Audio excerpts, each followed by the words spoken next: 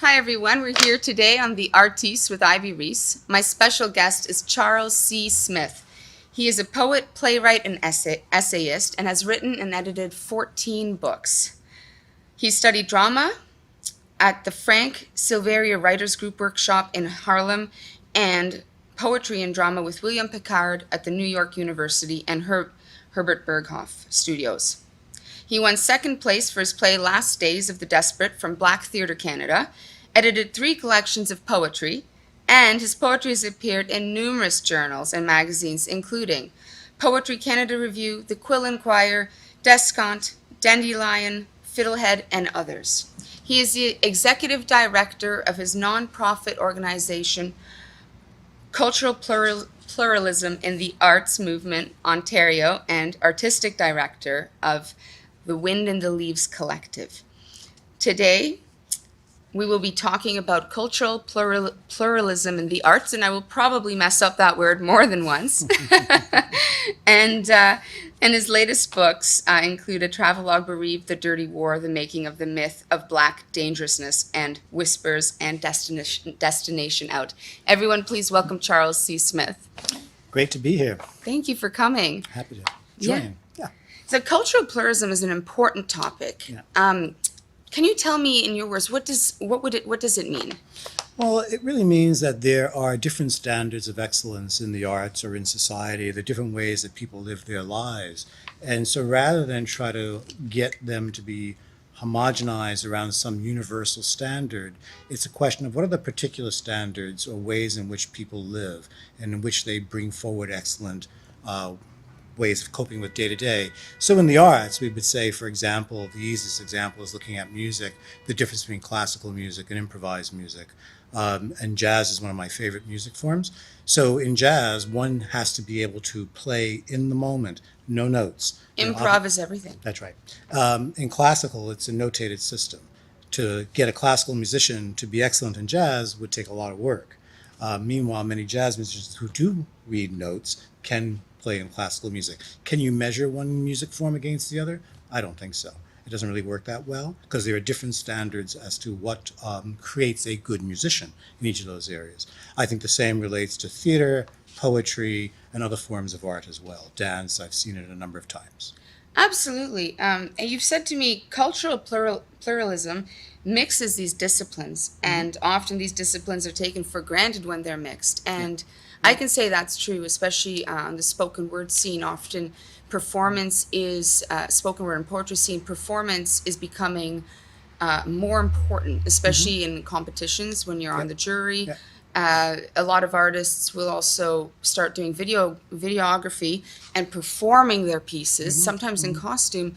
And so it shouldn't be taken for granted, but I think maybe people aren't sure how to approach that topic. Do you think that's accurate? Well, in some areas, it depends. I mean, there's a really large grouping of people who follow spoken word who are very much attentive to the ways in which excellence is judged within that context. You know, whether Duane Morgan or Randall, et cetera, you know, they have a real sense of this is an art form that they excel in and they bring other people together around. I think one of the challenges is why it's called spoken word. To me, all poetry is spoken. Yes. I don't consider myself a spoken word artist, but I do love reading. When I write and edit, my voice is one of the most important editing forms. Does it sound like me? Is it authentic? Are these my words or somebody else's words? How do they sound? So to me, poetry is the music of words. And spoken word artists take it to the next level in many cases because they start with that intent. And I don't know if many poets begin with that sense of, it's my voice. I remember a while ago it was somebody who had said about Robert Lowell that he had a tin ear. He's a great writer, but he didn't read very well. And so it's that question of, well, you know, why is that distance between the voice and the oration, the written word there? So I think that this is a question around what is poetry to begin with, what is any kind of literature, and how do we then connect with people? How do we connect with audience, for example? It has to be immediate. And that's where I think the spoken word artists really get a good, stand, is that it's right there. Right in front. You can read it later. The important part is hearing it as it's performed. For me, that is really important as well. Yeah. Well, your organization deals with a lot of the performance arts Yep. and arts in general. And the mixing of artistic disciplines, you've told me, is becoming more common, especially. Yet people still continue to separate them. Right. And you said that even the Toronto Arts Council doesn't have an interdisciplinary art form category. No. And I think that becomes really important, again, for competitions, for gaining excellence, for whenever an artist is seeking to gain acknowledgement or excellence in the arts, because you can't compare the different genres. And I think to recognize them as a whole is something we can talk about, but maybe we should give the audience an example from the Wind and Leaves Collective, Sure, that'd be great. and then we can talk on that. Sure. Yep, Okay, let's do so that. we're going to play a clip, everybody, and then we'll talk about it. Sure. Yeah.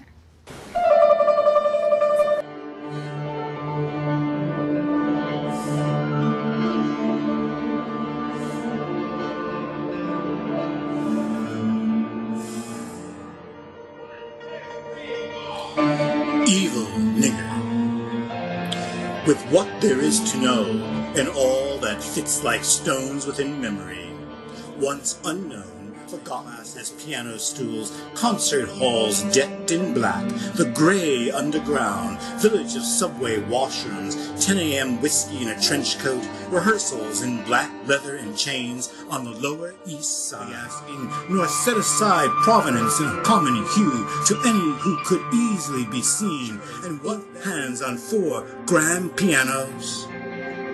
It is this telling, your dark voice, sex and skin, the tumble, turning, falling alone, a wanderer.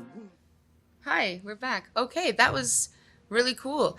It reminds me actually of there is a dance network in Toronto which you've worked with, Coexist Dance, and they do improv with an improvising dancer and musician. What was happening in that clip? So a couple of years ago, I heard of Julius Eastman's work. He was a black queer minimalist composer out of the 60s, 70s, early 80s, and I was really taken with his work and wondered why he wasn't so known.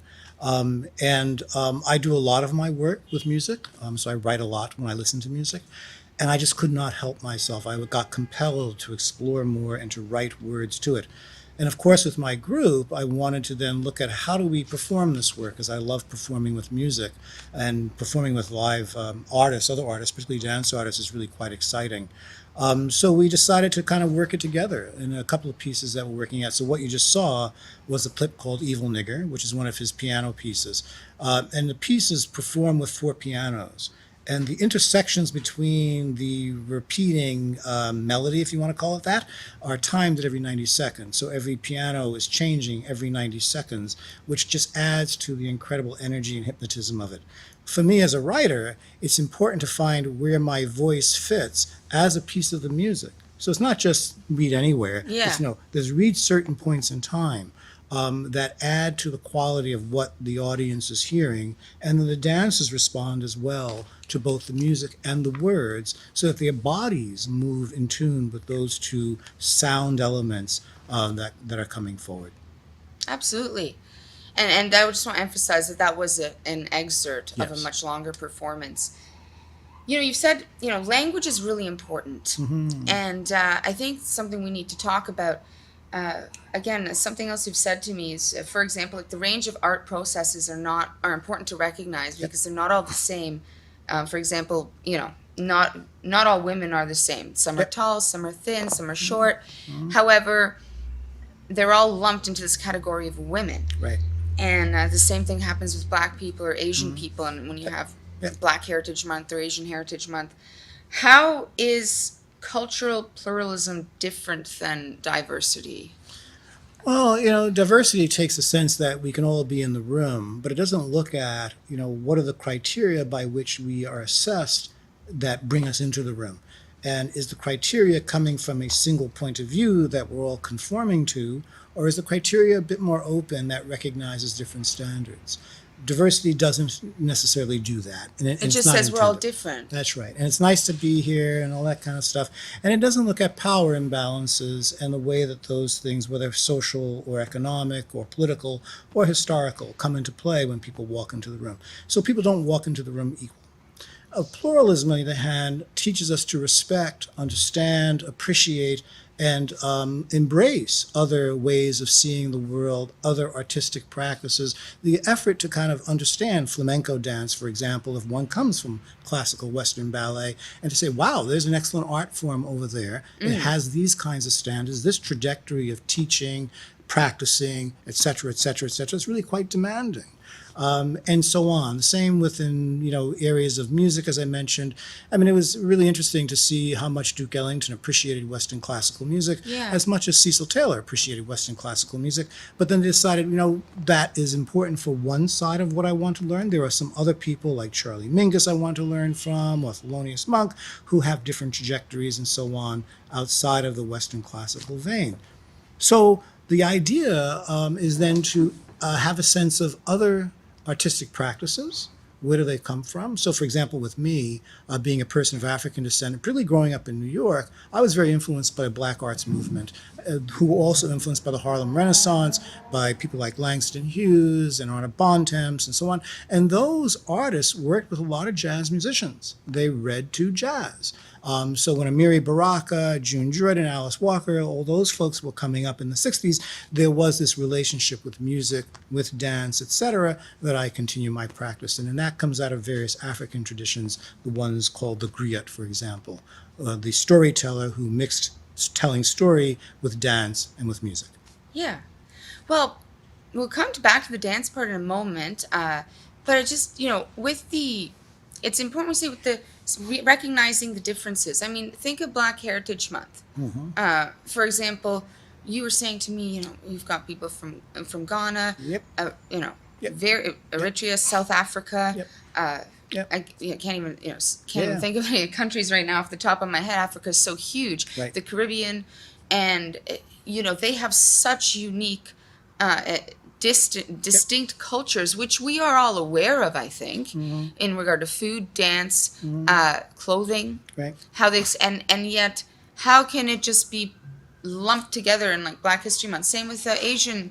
Right now we're in Asian Heritage Month in the month of May, and again, from Japan, China, Korea, South Koreans and North Koreans are very different from each other. Exactly. To Exactly. The Philippines. Exactly. And I think that's a good reference point. Yep. And it would be the same with the arts. That's right. Yeah. There's a real danger of homogenizing. Yes. Coming from New York, it's not just coming from New York, but it's an urban environment, and also the particular time when I was coming up as well.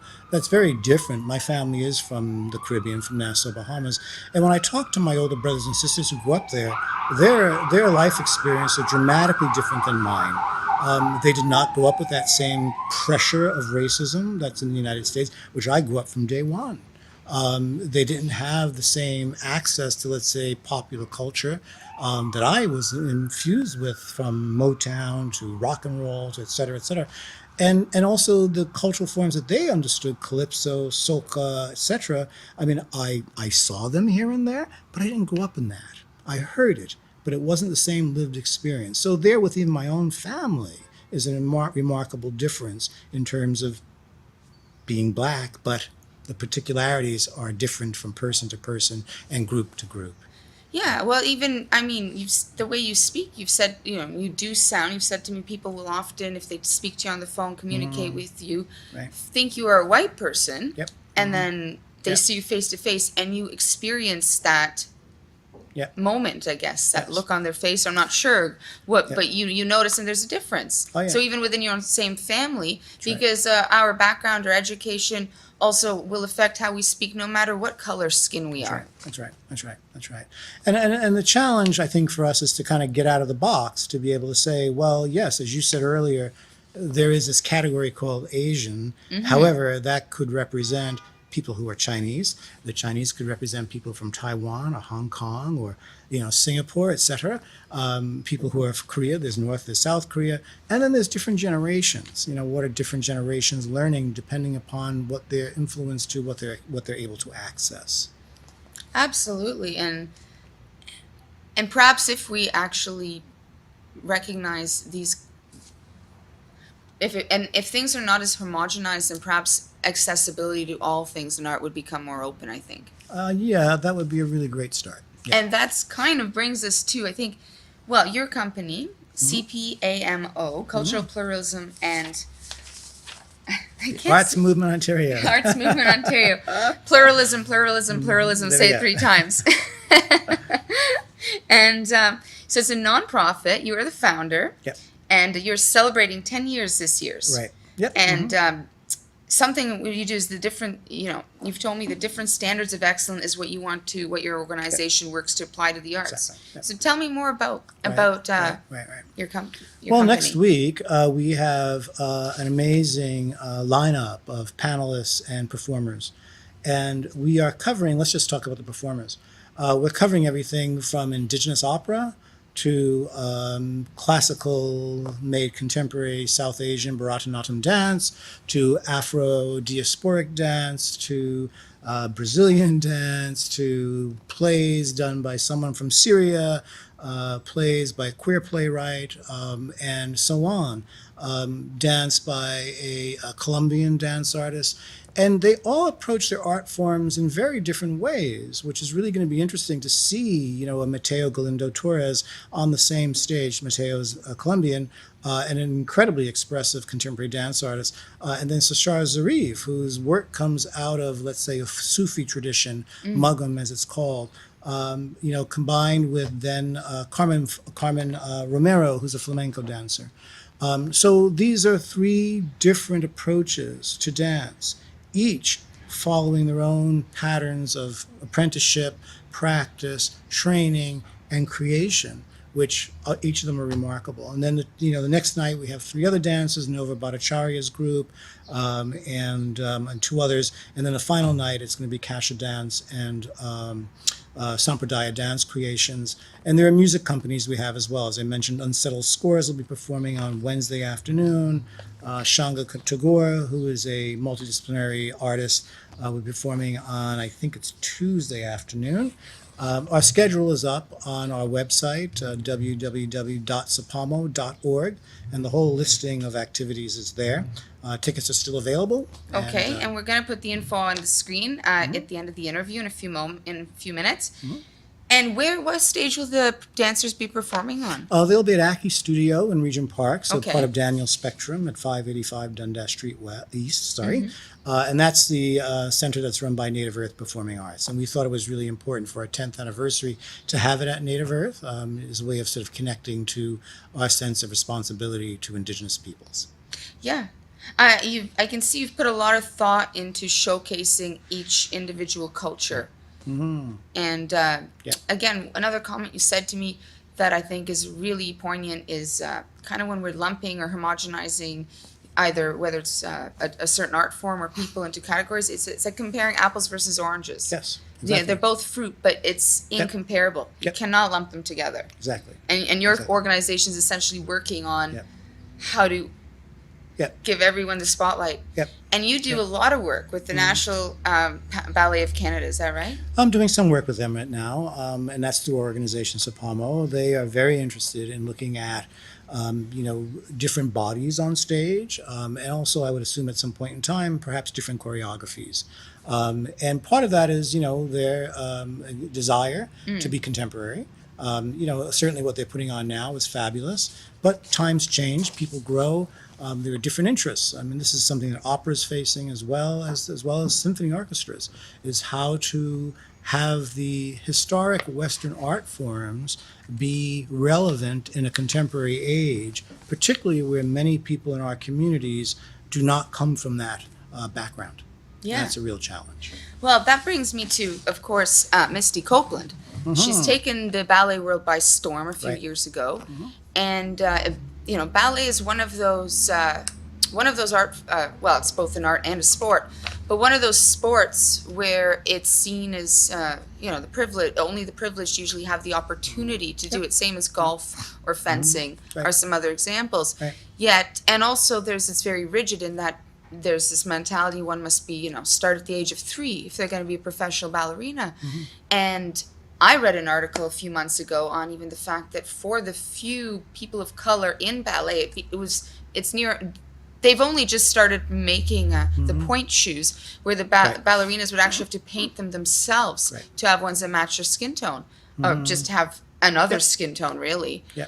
And with the Misty Copeland, though, it's like you were telling me, now everyone is looking for the next Misty Copeland, and they're asking the question, because if you're not looking in other areas Yeah. and it's only open to Yeah. a certain class, you're only getting replicates or the same type of Yeah, people, right? Pretty much, yeah. But a number of ballet companies across North America are now challenging that idea. Yeah. In the sense that talent is talent and can Yeah. be found anywhere. So how Independent basically of class or race. That's right. And so how to reach out. So for example, the Joffrey has amazing community engagement programs that are happening in the south side of Chicago, predominantly with black boys and girls. Just a while ago, I saw a film from the National Ballet School of a young man from South Africa, Sife November. Comes from a small town outside of Cape Town, a very impoverished community. That young man is an amazing dancer. So it means then that the ballet companies, and I would suggest the opera companies as well as they have to start looking outside of the ways in which they've been generating people to be on stages and so on and so forth, and just accept that talent is talent and it can be found anywhere and should be found anywhere and everywhere, and that effort needs to be put into making that happen. It's promising to hear that the dance companies across the board are having that initiative. It's funny, as you were talking, I just had this, vision, because I was thinking, in general, black people are very good at music, rhythm, rap, jazz, but then again, you have strong, powerful voices, and then you think of opera, and it's generally white people. And then if you open it up, imagine even there. Yep. Yeah. The possibilities are endless. Yes, they are. Yeah, a couple of years ago, a group of students of mine introduced me to a opera company in Philadelphia that was black bodies, black voices doing cool. work around Charlie Parker. Right?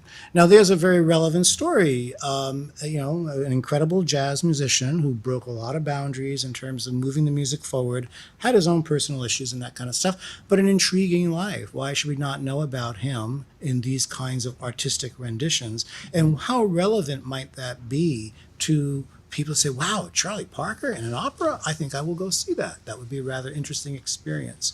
And I think when it comes to, just going back to the dance for a minute, what's really interesting is that these ballet companies, there are 21, I believe, ballet companies in North America now, National Ballet is one of them, who are working with Dance USA in the International Association of Black Dance and Dance Theater of Harlem to begin the development within black communities of getting more people trained, more people introduced to these classical repertoires, more choreography being done that comes out of these communities, etc., and then obviously greater representation on stages.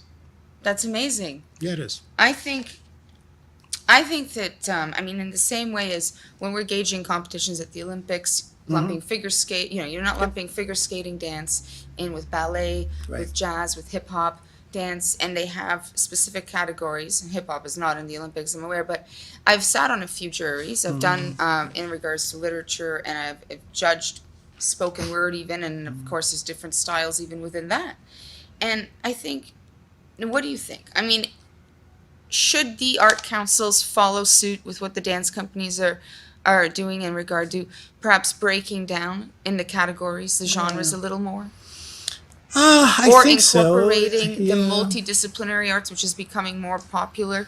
Well, some, certainly Canada Council, Ontario Arts Council, they are open to multidisciplinary and interdisciplinary approaches. OAC in particular, Ontario Arts Council, has a category called multi-inter-arts. Yes. Canada Council, through Explore and Create, is now open to you throw it into the ring, and we have a jury assess it, and so on and so forth. So those are fairly open, but I think the area that we really need to look at is what are the standards by which these presentations are assessed? And who would be the assessors? So how do you create a jury that would then be knowledgeable about the various forms that they are seeing? That's a real difficult task. And how do we, as the audience, really understand what we're looking at when it's not broken down into simple categories, such as this is dance, this is... How do we absorb that information? Well, it really depends on the backgrounds, because I'm finding that in some communities, the whole multidisciplinary approach works very, very well. It's kind of like, a natural breathing air. Whereas others I hear, particularly with the Wind in the Leaves form, is like, there's just too much going on. I don't know if I should listen to the poetry or watch the dance, listen to the music. And we just experience it.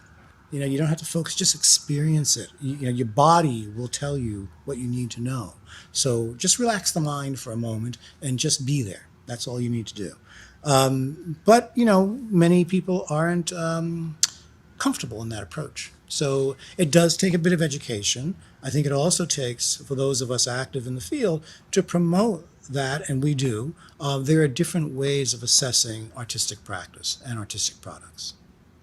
Well, I think that's good advice. Just sit back and take it in. With the Coexistence, which is a dance thing out of a dance company out of Toronto, it was my first time seeing them about 2-3 months ago, and I think they were celebrating 14 years at that point. And it was my first time seeing something like that. Right. And I have to admit, with about I think they did about 4 sets, and with the first set, I was a little not sure how to absorb the improv musician with the improv dancers, but by the third, fourth set, I started easing into it, and by the fourth, I was blown away. Yeah. So I think maybe exposure is also key. Yes, it is. Your company, CPM, how do you CPAMO. say? CPAMO. There you go. Cultural CPAMO. We're going to put Charles's info up on the screen, and you can contact him directly via email. You can check out his nonprofit organization, Cultural Pluralism. I'm just going to leave it to you to CPAMO. say CPAMO. Just leave it at that. CPAMO. And now this is what you do, though. So people should reach out to you. Sure. In regard to if they have an organization or they have a dance troupe or they have their musicians, whoever they are in the arts, whether it's performing or not, and talk to you if they want to get more exposure or how to bring more people in. Certainly. We'd be happy to do that. The door is always open. That's amazing. Yeah. Charles, it's fun. Thank you so much for joining us. Now, wait, before I forget, you're launching a book to celebrate 10 years. Yes, Keep on keeping on. Yep, keep on keeping on. That is a compilation of various articles written by Clayton Windat, for example, an Indigenous artist and thinker. Zanab Verji, who's involved in visual arts at the Ontario Association of Art Galleries.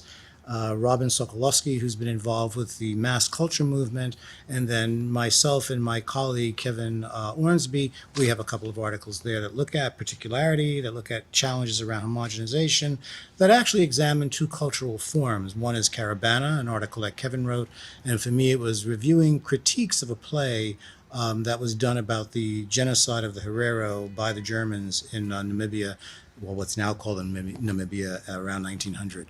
So it's a sense of how do we begin to look at artwork and how we look at the mobilization of artists to bring forward different ways of seeing the world. I had not even heard of that genocide. Oh, yeah. The German government apologized for it, I think, about a decade ago or maybe 15 years ago. Yeah. But it's something that hasn't been talked about a lot, or have I been ignorant? No, I mean, there are a number of sad, you look at what we call Turtle Island, North America. The suggestion is that there were 100 million indigenous people on Turtle Island before the European contact, went down to 22 million, to the point where now scientists are beginning to say that rapid loss of people caused some climate change because the earth wasn't being tended in the same way as it had been when there was that kind of population. Within the African slave trade, the Middle Passage, they suggest maybe anywhere between 50 and 100 million bodies are in the Atlantic. King Leopold of Belgium murdered 13 to 15 million Africans in order to exploit the land and the labor and the resources. Yeah. So it's not just the Herero. We have not been taught about the impact of these ugly atrocities upon people. Absolutely. I had Keith Garabian on here, who actually, his father was an Armenian genocide survivor, and we talked about intergenerational PTSD. Yep. And he was actually, I just want to say, honored to be the winner he won the established category for literary arts at the Marty Awards last night. Oh, cool. Yeah. Excellent. Yeah. And that was a great episode where, because the Armenian genocide itself also didn't get a lot of exposure. Nope. There's still challenges as to whether or not it existed. And as a colleague I know, we had a conversation once about how that trauma becomes part of the DNA, so it gets passed on from generation to generation, which many people have looked at the impact of the Holocaust, had established about the generational impacts of the Holocaust. Yeah. So what is the generational impact of slavery? and of these massacres that we talk about, of lynchings, of now police shootings, racial profiling, and so on. Yeah. You grow up with a sense of one has to be very careful in this environment. And then the other aspect of it in the arts is, okay, this is a lived experience.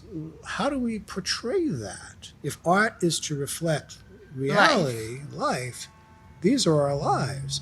And one of the challenges, particularly around indigenous art and arts from people of color, particularly Black art, is getting people to accept that these harsh expressions we may have at times, not all the time, but at times, are important and they are valuable works of art. I think of Cliff Cardinal's play called Huff, where indigenous. It's really about youth suicides on reserves. Yeah. And he starts off with a plastic bag around his head. Right? Yeah. First scene, you walk in.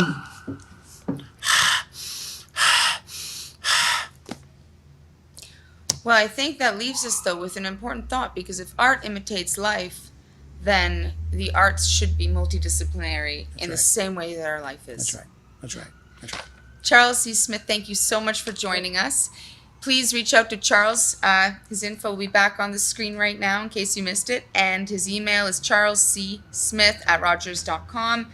Find his company, Cultural Pluralism in the Arts Movement Ontario, at www.cpamo.org. And reach out to Charles. Conversation can go on. Thank you so much for joining us. Thanks for being here.